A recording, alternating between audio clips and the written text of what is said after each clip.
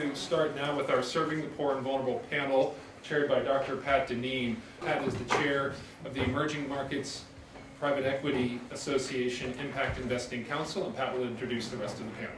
Thank you. So now, you've heard the theory. Let's talk about the practice. Let's talk about action. I commend the panelists that you see before you. These are the people out in the field doing impact investing. So you're going to hear from them. They're going to demonstrate how this works. And the objectives for this panel are totally consistent with the objectives for the whole conference. Number one, give you some idea of how it works, the educational part of it. But number two is the really important part. Suggesting ways that the church and the investment community can collaborate to mutual benefit. I want you to listen very carefully to the presentations. Speak up, ask questions if it's not immediately apparent. There are gaps in the investment community. There are gaps in the church community. Maybe we can fill some of those gaps by collaborating for mutual benefit. Now, in terms of the format for the panel, each one of the panelists will give you a brief introduction of what is the need that they're trying to satisfy, how are they doing it, what are some of the challenges, and what are the impacts that they've already achieved. So that will be less than 10 minutes each, and we will hold them to that very rigorous schedule. And then we'll have an interactive discussion. I have a number of questions that I'm dying to ask these guys in front of you, but please speak up. This is your meeting, and it's your chance to learn from the people on the ground. So we will then proceed with those topics. But first of all, I'm not going to go through their bios. You got those in your package. But let me tell you why I'm so excited about working with these people, where they're coming from. And this will give you some insight, too, of the diversity across sectors, stages, geographies of these people. Marcus Regueira from Brazil spent about 25 years in investment banking in New York and in Brazil, then came back to Brazil about 10 years ago to found a company for venture capital, and then about 5 years ago converted to becoming a self-identified impact investor. And he's going to share some of those experiences with you. And he's raising a very significant fund now, the first impact fund in Brazil, $150 million target. John Kohler comes from 30 years of high-tech experience as an entrepreneur, as a company executive, and having that technology background. He's been able to mentor a lot of the entrepreneurs, which is extremely important part of the success. And with that deep expertise and the platform at Santa Clara, he will describe to you some of the innovative ways that he's creating new investment structures. Probably not too many of you have heard of some of the structures that John's up to. And then finally, Michael from India, coming from consulting and investment banking and healthcare, and then entering the investment and the impact investing world by working with the Malaysian government. And the rule there was every investment had to have an impact on the Malaysian economy. But he decided he wanted to do a broader introspection into impact investing and joined Leapfrog, which is arguably one of the most institutional quality funds out there. So he'll be sharing his activities with you. So I'm going to turn it over to the panelists now. And we will interrupt and ask each other questions if necessary, but we invite yours as well. And then we'll come back and have the general discussion. Thank you very much, all. It's a great pleasure and really an honor to be here. And I hope that by the conversation we've had so far, I noticed that there is a lot deeper knowledge of what impact investing is, right now, as opposed to being gained during this conference. I hope that this conference will take one step further, but I'm very, very impressed, really, the degree of knowledge and degree of commitment that I felt so far. And very, very pleased with that.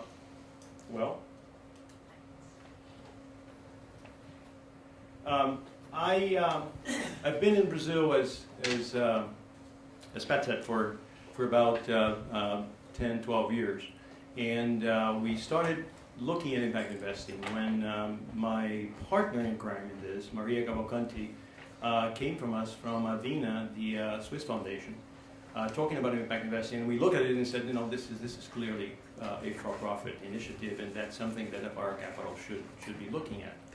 And immediately we saw a very large spectrum of impact investing activities, all the way from investing for no capital back, almost, all the way to market rate returns, a continuum of returns, financial, and of different impact structures as well. The way we, and I apologize that this is projecting a little bit different than it was in the computer, but at the core of it, there is, of course, the intent of the entrepreneur, the intent of the investor in creating impact, in monitoring impact, and in scaling impact. And of course, there are businesses that are more conducive to this and less conducive to this. And the third component, of course, is ROI, that I didn't write return on capital because it could be interpreted as return of capital. And of course, we are talking here about return on capital, again, in a continuum of financial returns. So the composition of this, the structure of this, is really at the core what we look for in terms of impact. What we do, we are been a venture capital investor in Brazil for again 14, 15 years or so, and I think we were luckier than smart in the beginning with technology-based investments and taking technology risks in Brazil, and with the hope to bring Silicon Valley in Brazil, which was pretty naive, like 2001, 2002. We migrated what we call for growth capital, which by that we mean companies that are already established, that do what they do well, that have gone through what we call venture capital is the death valley of 3-4 years under operation, and are in the path to growth. So we then the first cut is that these companies either already serve 1,000 low-income consumers, or are there to invest at least 1 million low-income consumers in 3 to 5 years. They are all mid-sized companies. They range in terms of sales of about $10 million a year to about $100 million a year. So small and medium-sized companies that need the governance, that need the structure, that need the capital structure that typically growth equity companies need in terms of venture capital and private equity. And why Brazil? Because that's where the opportunity is. Brazil has grown substantially in the last 20 years or so, and a mass of about, I'd say 25% of about 200 million people, 40 to 60 million people are emerging from poverty. And if you think of a pyramid, at the base of the pyramid, where we are concentrated is on the higher strata of that pyramid, on the base of the pyramid, at the base of the pyramid. So we're focusing on the emerging poor that aspires middle classhood, and that aspires the quality services and products that they can pay for. And of course, the supply of these products are not there. So you read about Brazil protests in the streets, people going out and saying, look, I want better education, I want better health, I want better housing, etc., etc., etc. People democratically demanding that and saying, hey, I have the means, I have the disposable income for that. So we saw that, we scanned our pipeline of companies, and we realized that we didn't need to go too far to find the impactful companies we wanted to invest. Why? Because of those issues. Brazil is a continental-sized company. Brazil is bigger than the continental USA. Someone called Brazil Belindia, which was a mix of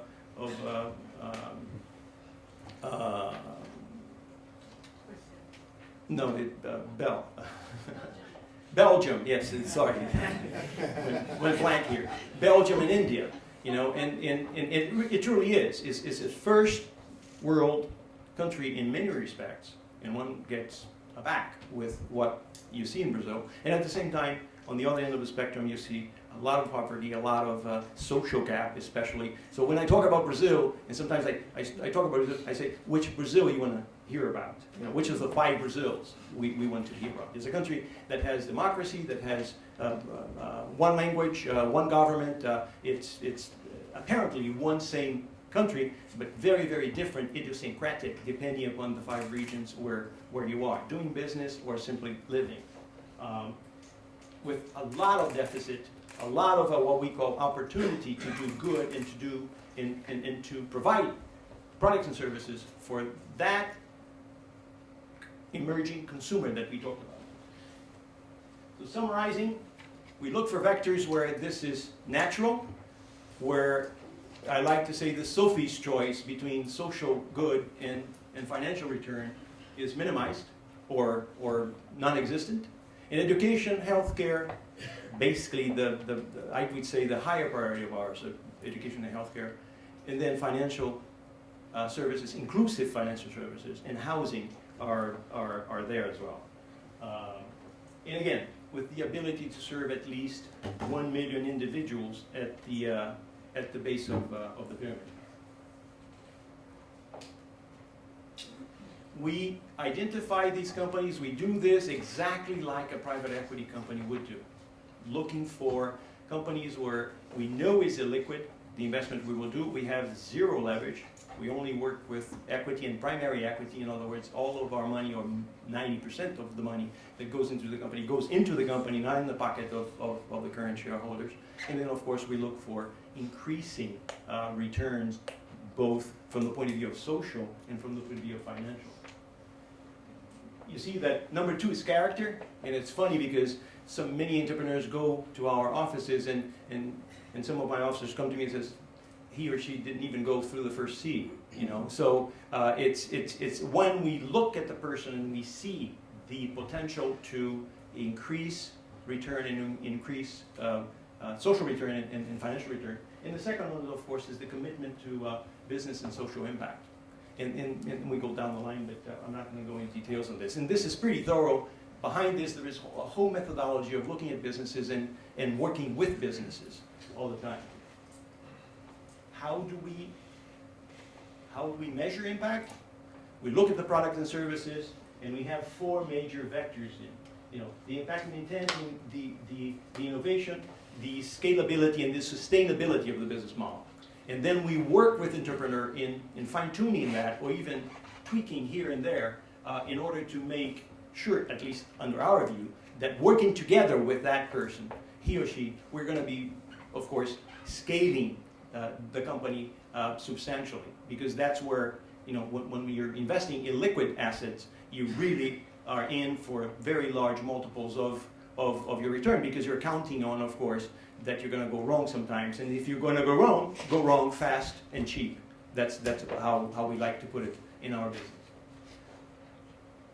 Just really quick, and I have a minute, I get it. In terms of education, this is a company that sells about, today, is actually a higher number, 80 million reais is about $35, $40 million a year. This company already serves over 1.5 million, 1.6 million students on public schools in Brazil with curricula activities that incorporate itself into the core of the curricula of the public schools. And there are 27 public school systems in Brazil, right? Each one thinking that has the right way of teaching kids. And so it's a very flexible base. In this company, we've been working with them for about 6 or 7 months, developing their model and adapting their model, not only to sell to the schools. I'm sorry, this is my time gone. And I trapped myself here. Okay. But and so this company is a company that already this year, for example, is selling towards 100 million reais, based on very simple. Even before we invested in this company, we were working with their model in developing it for scalability, and with plans to go into Colombia and went into Peru already. So not only Brazil, but Colombia and Peru. The other one is a healthcare company that I should have 10 minutes to talk about it, because that's really... the healthcare company, we looked around in Brazil, and we didn't really find health clinics for the poor that were, first of all, formal. Informal, I mean taxpayers and structured, etc., usually by well-intent and sometimes, not very well-intent doctors, but certainly not business people. And so we looked around and we said, look, in order to grow rapidly, we cannot think of rolling out, of gathering, many of these clinics to make it a sizable business. So we went out and then we identified an entrepreneur that had done this with labs, clinical labs, had sold the company to the largest Latin American lab system, had put a boatload of money in the pocket, and happened to be a good friend of ours. So we called him and we talked about our idea of setting up these clinics. These clinics, by the way, are consultations of about $30 per consultation. Mind you that folks in Brazil, low-income people that are working with the government, pay up to $30 to get a place in line to get the right to a doctor 3 months down the road or 2 months down the road. It is simply as that. So we then identified if this person pays $30 to be in line, this person will pay $30 to see a doctor, And so that's how we started the thing about 8 months ago. We have 2 pilot clinics. This thing, of course, is 120 clinics. It's $200 million that we are projecting this. And this is not a dream. And I don't want, to feel here arrogant or tapping myself on the back. We've done this with Onco clinics in Brazil now. And in 2.5 years, we have 550 million reais in sales.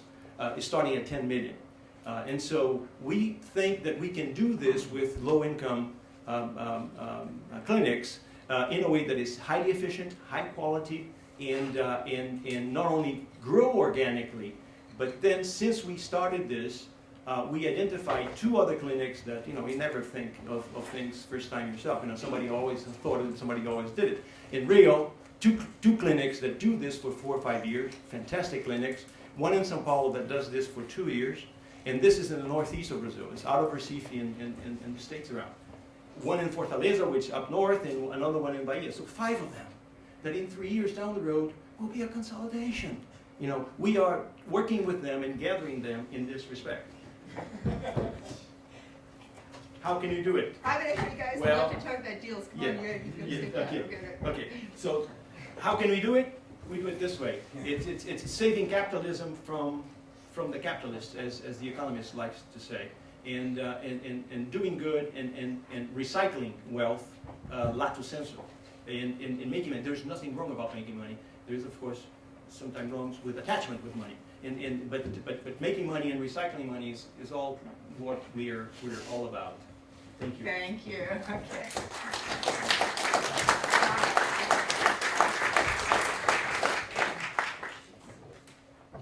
Thank you, Marcus. Don't leave your phone up here, please. We'll start. You broke the ice for us. My name is John Kohler. I'm from Santa Clara University. I run the Impact Capital program there. Santa Clara is a Jesuit university in the middle of Silicon Valley, which is Northern California, USA. We've had a program for about the last 12 years aimed at social enterprises. And I want to tell you a little bit about that program. I could share an enormous amount with you about what we've learned, what we did wrong, what we're doing, we think, better. But there's 10 minutes, so I would say grab me afterwards. I won't try to fit it all in here. At Santa Clara, as a Jesuit university, we are focused on creating a more humane, just, and sustainable world. So part of that is what we do at the Center for Science, Technology and Society, and as its name would imply, we're trying to look at innovation in science and technology, in finance, in engineering, in social programs, in business development to create more opportunities for entrepreneurs who are filling needs in underserved communities around the world. We think that taking a business approach is particularly important. We had a program at Santa Clara that we fomented at the center that is a Frugal Innovation Lab. It's now part of the engineering school. We're pretty proud of the progress that they're making. And as I said, I run the Impact Capital program. We thought you can't have an integrated approach without combining the business principles and business acceleration that we have with our social entrepreneurs, with engineering, and with finance. So we try to innovate. We see ourselves as practitioners in the world of social enterprise and impact investing. We also see ourselves as experimenting. Let me tell you about one of those experiments, but first let me describe the problem. So we see a number of things, and specific, this is not my only list of problems. There's a whole lot of challenges that I think we as a sector have, but specific to the example I want to share with you, we have a couple of observations. First of all, we've been investing in many cases so far with an equity instrument. I call that muscle memory. I'm guilty. I spent 15 years in venture capital, and my first instinct was to invest in impact capital with equity mechanisms. It's not always true that you can find an equity exit, which means a return of your investment through in the impact capital world. And so we want to innovate beyond that a bit. Second, we think that for micro enterprises that finance is stubbornly difficult to access. We also think that involvement by local banks has been very hard to get. Part of that is because they are concentrated, not only are they conservative, but they're concentrated on asset-based lending, like many banks. But it makes it really tough for those kinds of enterprises and those underserved people who don't have a lot of asset and certainly can't cover the loan that they would need to propel their business or their micro enterprise with 3 or 4 times the asset base plus a depository in the local bank. Finally, we've discovered through our work that no matter how high we reach to help a social entrepreneur, that capacity development, meaning helping that entrepreneur, helping that enterprise with their business development, with their business model, with their distribution channel, with their unit economics, really down to pulling apart that business the same way investors do and putting it back together to make sure it's sensible, is needed at every stage. There's another side dividend that we look at, and that is that there is a gender lens or a gender focus to the example I'm going to give you in a moment. And we see an increasing body of work, which, whether it's from Goldman Sachs or it's Deloitte or some of the other published studies, you see that leaving capital in the hands of women in their societies is not only empowering to the women, but it also helps to build those communities because they leave more of that money. And this is from a Goldman Sachs Women Hold Half of the Sky study, where they were looking at what is left behind in the profits and where are those profits deployed in women-led businesses versus male-led businesses. So I want to talk about an innovation. So if we can't use equity, and if conservative debt that's asset-based is not possible, what do we do? So we looked at something called a variable payment obligation, and we call it a demand dividend. You can come to our website, you can explore with it, you can look at, there's a term sheet generator, you can generate your own term sheet, fool around with the terms, look at a monograph that we put together which models how to use this. But essentially what we're saying is that we need to approach micro enterprises in the world that they live in. And so we want investment to go in a small but good way. We want to depend on free cash flow, not assets, as the sort of security base. We want to have a variable payment obligation, which means they don't have to pay money when they don't have the money, and they should pay money when they do collect. And that's because primarily they're in agrarian societies, and that means your cash flow wave is much more long than monthly in, monthly out. If I was making an iPhone, that would be one thing, but if I'm in an agrarian cash flow environment, it's completely different. And then finally, we wanted to do so in a way that had a honeymoon period and left the entrepreneur who receives the money to go to work with that capital investment, and then the variable payment obligation would start in an 8, 12, 18-month period after the cash has gone to work. There is a total obligation that we put, so there's some risk premium that we suggest be put on the back end of this debt. But when it's all said and done, the entrepreneur is left with their company. They're not forced to sell it. Most companies are started with generational ownership in mind in many of these cultures, not with a quick flip in mind like we see in Silicon Valley. So I think that this tool truly approximates what the social enterprise is looking for. I want to point to one thing. This is one reason why I love this picture. Look at the dignity that's in this picture. The kids are all dressed nice. Sure, the dogs are lying around. The street is made out of dirt. There's ramshackle shacks all over the place. And she's got a flower in her hair along with her daughters. Right? So there's a dignity here, and I think that we also feel like we want to bring capital to the deepest regions we can, to the deepest enterprises we can, so that they can continue to build their dignity. They have it, and we have an obligation, I think, to try to find the tools to help them. Whoops, wrong way. So the Variable Payment Obligation Trust was put together with some partners. There was a bank, Banco Americano Central, BAC, and they are throughout Central America. They're owned by a Colombian banking family, I believe. And they took, in Nicaragua, they took, with some encouragement from their parent company, the step to take their asset-based lending, they'll keep that, but they opened up a new book of lending, which is cash flow-based lending. It is a $600,000 pool of capital as a pilot. I raised $300,000 from interested investors such as Pomona Capital, Root Capital, Elios Foundation, some others, Tonic, which is a group that I co-founded. And the other half comes from BAC. We are looking at between $25,000 and $50,000 loan amounts. We're looking to deploy these amounts to 20 to 30 different micro enterprises. These are going to be women-led or women-run micro enterprises in Nicaragua, and we hope we can move beyond Nicaragua with some success. We also hope that we can provide at least one single beam of light to the rest of the frontier economy banking community to say, you can do something other than asset-based lending. So we're really excited about this program.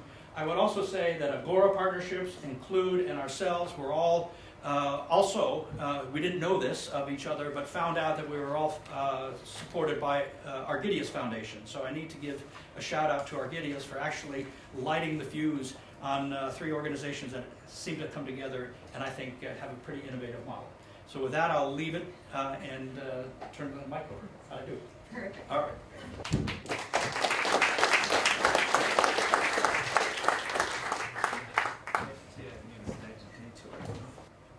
It is important that ethics once again play its due part in the world of finance, and that markets serve the interest of peoples and the common good of humanity. It is increasingly intolerable that financial markets are shaping the destiny of peoples rather than serving their needs. I had the fortune, before I have my presentation, that Papa Francis basically introduced Leapfrog to all of you, as did Dr. Felipe.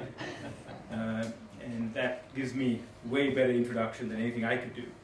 Because that really is the origins of Leapfrog, which was a fund started in 2008, to in our own small way begin to take control again of the financial markets and provide products to people who don't have it.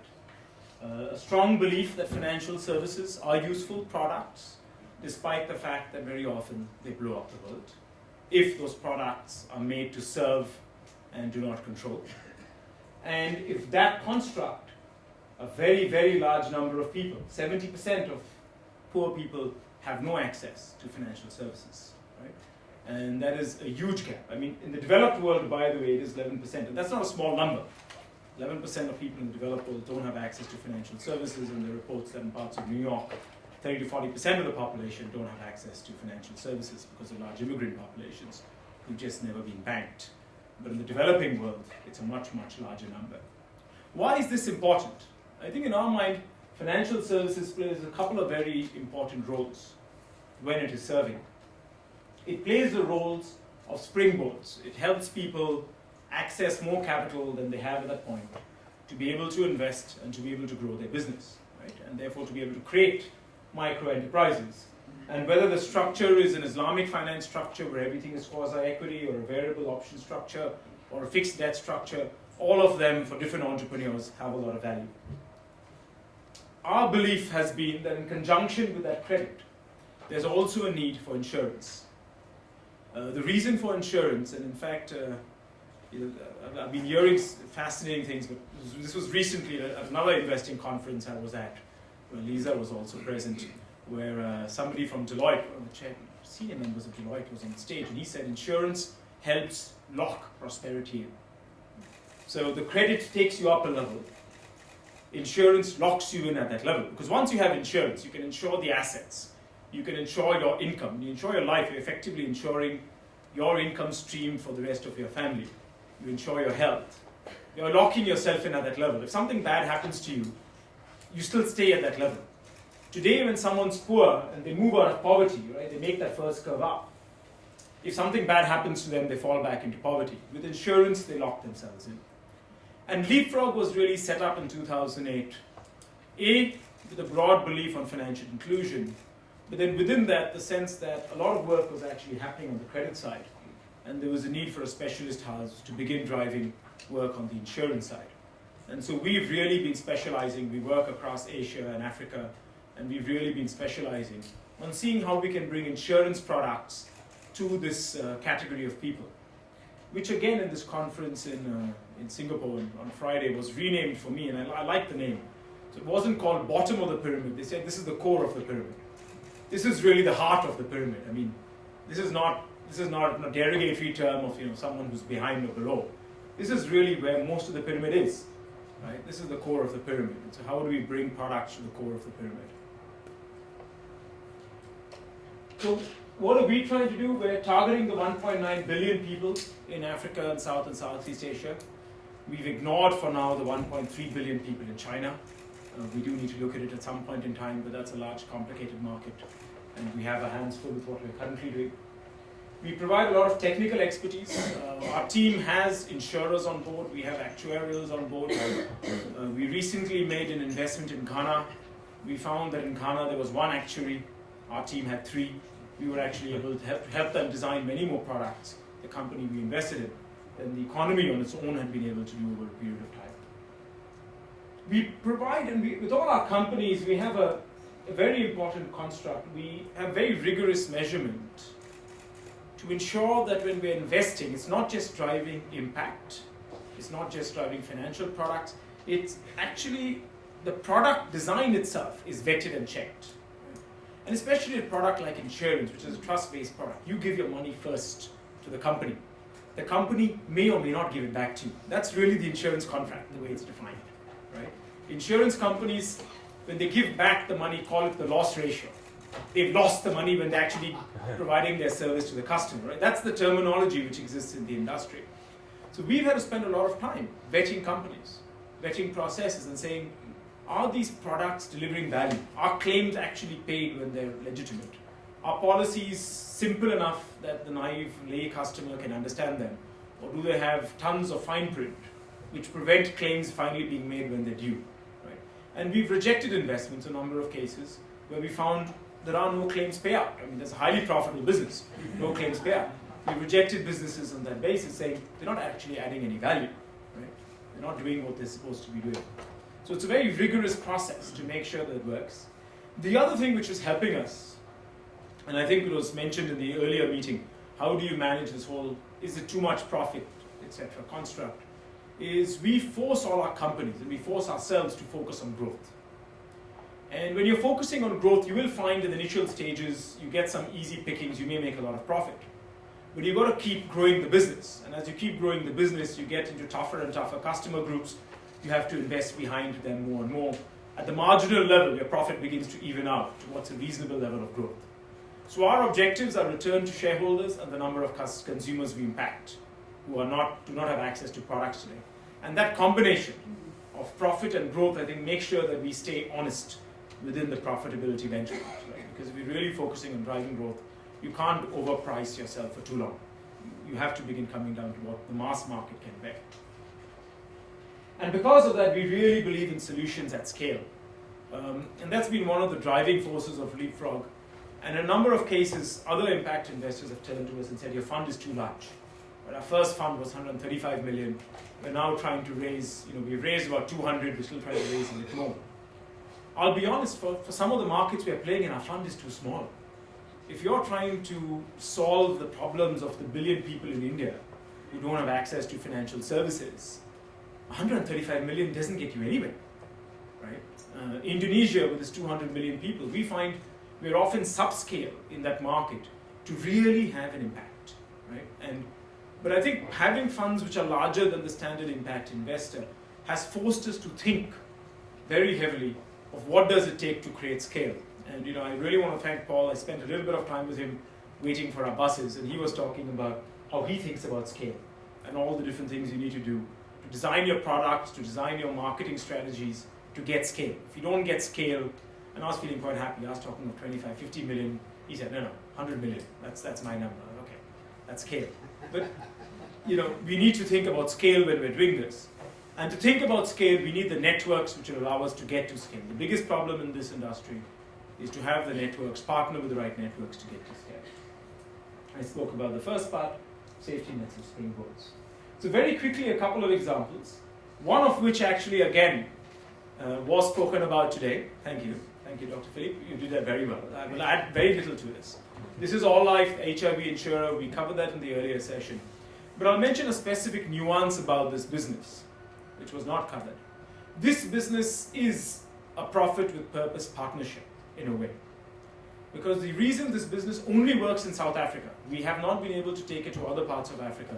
And I had a few conversations with some of the religious here who are doing activities in other parts of Africa, and there may be collaboration opportunities. For this business to work, the infrastructure to make sure the consumer tests his blood every quarter is required. And that needs to be neutral, high-quality laboratories. They also need access to the medication. South Africa provides both for free. And you've therefore got that infrastructure on which the insurance product can ride. If you don't have that infrastructure, that insurance product could not actually survive, right? So it's a profit thing, leveraging an infrastructure which exists, but then providing all the appropriate services to make that work. And in the other parts of Africa where there is no such thing, however said that, there are activities which the CRS runs in many parts of Africa. I'll talk about it later in markets like Philippines and Indonesia, which could provide that network of facilities to allow such products to get created. But today, we can't do it because we don't have that linkage, we don't have that network. This other company we work with is a company called Bima. Bima is quite an unusual word because it means in Swahili and in Sanskrit and Bengali pretty much means the same thing. It means safety, it means insurance. Right? So surprisingly, across Africa and Asia, it's a common word. What Bima does, the company, which is actually a Scandinavian company, strangely enough, works with telecom companies. And what it does, it actually provides free insurance. The initial insurance is free to telecom customers if they maintain a certain level of activity on the phone. So this is actually the reverse of the previous case. The previous case is you were working with a non-profit setup, the government setup to provide a for-profit enterprise. Here you're working with a for-profit setup, the telecom company, who's actually providing initial insurance for free, right? And that helps them gain loyalty of their customers over time. What Bima does is then educates these customers that they've actually got an insurance. It's amazing how much free insurance is never claimed because people are not even aware what they're covered for, how to claim, what do they do when they actually get a claim. So they have the infrastructure to manage that process. But the consequent activity which happens is as consumers get aware of insurance and aware of the benefits of insurance, as claims begin to happen in communities, consumers now say, I'm getting a certain amount of free insurance, I want to get slightly more. Right? So consumers who had no access to insurance, no idea that they could protect themselves, that they could lock themselves in, are now doing that and are beginning to add that protection to their repertoire. Right? And this is a very different type of network partnership. It's a partnership with a for-profit to drive that impact. And I think this is really where, in our mind, some of these conversations become very important. It's impossible to provide this to millions of vulnerable people without these partnerships, without these networks, without this access in a way which is created between for-profit and non-profit entities who have the appropriate relationships. The church clearly has that. Are there ways in which such partnerships can be created? An example in a market I know well, Philippines, for example, where there's an extraordinarily large number of diabetics. We are trying to do a similar product as we're doing with HIV on the diabetic space.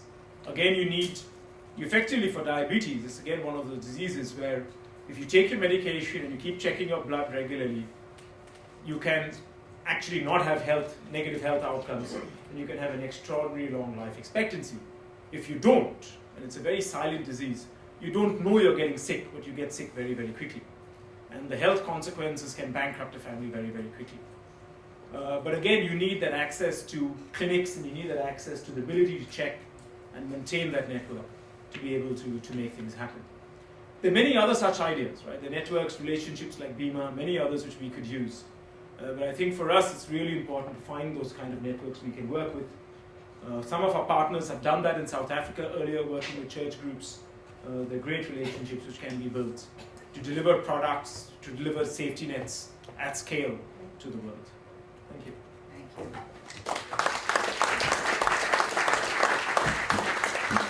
So because we have a little bit less time than we're originally allocated, I'm going to hope you agree with me that we've accomplished the first objective, education. I mean, I thank the panelists. I think that has been extremely educational. I want to move on to the real important question about discernment and action going forward. And Michael, your last chart leads us right into that. But I want to put it in the context. These are 3 people that you've heard from that are representative of over 300 funds. They're already operating in impact and self-identified. But when you think about the potential, there are lots of traditional private equity players out there who are investing in investments that have financial returns as well as social and environmental impacts, but they don't identify themselves as impact investors. When you start thinking about that potential and you think about the needs and the potential new market, the World Bank has estimated that of the 4 billion people living on less than $8 a day, that represents a potential market opportunity of $5 trillion US. That will attract, in addition to the people on the stage, some of those traditional private equity people. Now, think about the role of the church in aiding some of those traditional private equity people who do not have access to local markets, the people living on less than $8 a day, $2 a day. And they don't have the deal sourcing, the ability to do the due diligence, or the execution, or the exits, or the fundraising. And I would propose that that's something the church can bring to help catalyze the private equity community.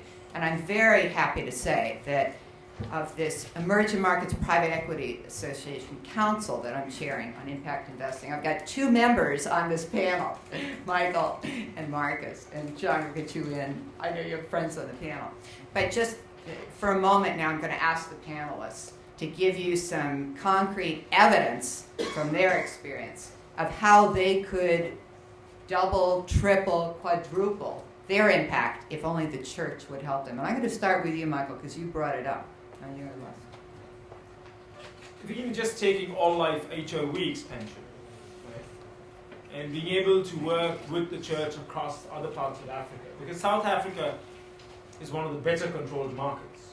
Botswana is a disaster, even worse than South Africa, where interventions of this type could have enormous value. Tanzania, another market which has significant challenges. So all life itself, and all life requires money to expand because it is providing insurance, it requires a capital base. But if we could configure the appropriate networks and take this product and technology, it could easily have impact at 10 times its size. Okay. Very, very quickly, without much thinking. And then taking this technology into a couple of other spaces like diabetes. When you get into diabetes, people sometimes think of diabetes as a rich man's disease. It's not. You know, in markets like India, it's a poor man's disease because they live on rice and carbohydrates, and that raises blood sugar. That's where they get all their energy from, rice and sugar. They don't eat much protein. They don't get access to good vegetables. And there's a huge, rampant diabetic epidemic going on now in India. It's being recognized as the biggest contributor to lifestyle reduction and to deaths and to mortality across the country. So it's now no longer infectious diseases or malaria, it's diabetes, which is the biggest killer. That can be controlled with the right partnerships. that scale. So for each of us, for our funds and for the companies we work with, if you can access the infrastructure and put onto that the system and process, you could multiply impact by serious orders of magnitude. And of course, Catholic Church and CRS have presence in Philippines. All these markets. So that's a potential pilot project right there. And Marcus, I know you've been talking to CRS too about potential project in Brazil. Yes, it's pretty early in the game still, and we are of course tapping on the reach of the church everywhere in Brazil, especially in the education area. Education in terms of financial services, education in terms of health and the need for health and investment in health, and working in partnership more in terms of awareness of the community. It's funny because when we started this process with these clinics, our main concern were doctors. You know, how can we get doctors when there is a shortage of doctors in Brazil for that? Well, you know, doctors, at least with the 2 pilot companies that are running at this point in time, don't seem to be a problem at all. I mean, we have had people that come in and buy into the concept, into the thesis, and want to work and concentrate on what the doctors do best, which is treat patients. You know, our difficulty was that the communities themselves thought that the clinics, and don't laugh, the clinics were so well appointed that the community was looking and saying, you know, this is not for us. And so it took a while to trust and to understand that yes, that is for you, and you have the right for a dignified treatment, and it's easy, and it's within your affordable budget. So these sort of partnerships are clearly welcome and can penetrate the community and help the product be more known within the community. And the other thing, of course, are the products themselves of and the services that TRS is doing in Brazil in terms of their projects, in terms of sexual education, in terms of gender issues, in terms of violence issues, etc., that also can be extremely affecting to the health and to the stability of the family. John. So I have to tell you a funny story. It was a last night story. I was thinking about exactly this panel, and I was thinking about this question, and I felt like, well, my answer is going to be that the church is late to impact investing. And then I went, wait, we're the church at Santa Clara. And I thought, so it's not that the church is late to impact investing, it's that it's not that well coordinated. And if you think about some of the fabric that we need to put in place, it is those points of presence in underserved communities throughout the world. And I would say, instead of saying, well, we just want those points of presence to give us business contacts, or we just want those points of presence to help with capacity development, both answers, by the way, would be in the back of my mind. I think if we were even more laser focused, we would say there are specific points or examples of intervention, such as the example that I put up on the board about microenterprise support, that we could wrap at least some church support around, that I think would be enormously helpful. I know at Santa Clara, we are already working with about a dozen Jesuit universities around the world to replicate programs that we've already started, but that's a drop in the pail. I think we've got a lot more to go. Right. And I apologize, we're not going to have time for questions. There's one in the back, unless the timekeepers will allow us. Okay, one question, please. I am a member of a religious congregation, and until John mentioned the Jesuits, I was thinking that one of the church networks that didn't seem to have been referred to in any of these presentations, they were fascinating, but I hadn't heard of partnerships with the religious men and women around these countries in the world, like Brazil, there are many, many religious orders. And I just wondered whether that is one of the networks you are developing, or is that yet to come after this conference? So as it relates to the Jesuits, we are just having that conversation. It is far, far, far too upstream. We need to be much quicker about it. But yes, that's crossed our minds. Ditto. So, as we conclude this session, we are not concluding this discussion. We hope we've excited your imagination and motivated you to think about how we can collaborate to have a much greater impact by combining the resources of the private equity and the funds group with the church to benefit the poor. So thank you very much. Oh, one other question, Cardinal Turkson, okay. So there was a point made about the church and private equity Right. community or whatever. So what is private equity? Oh, private equity, sorry. Investments into companies that are not listed on public markets.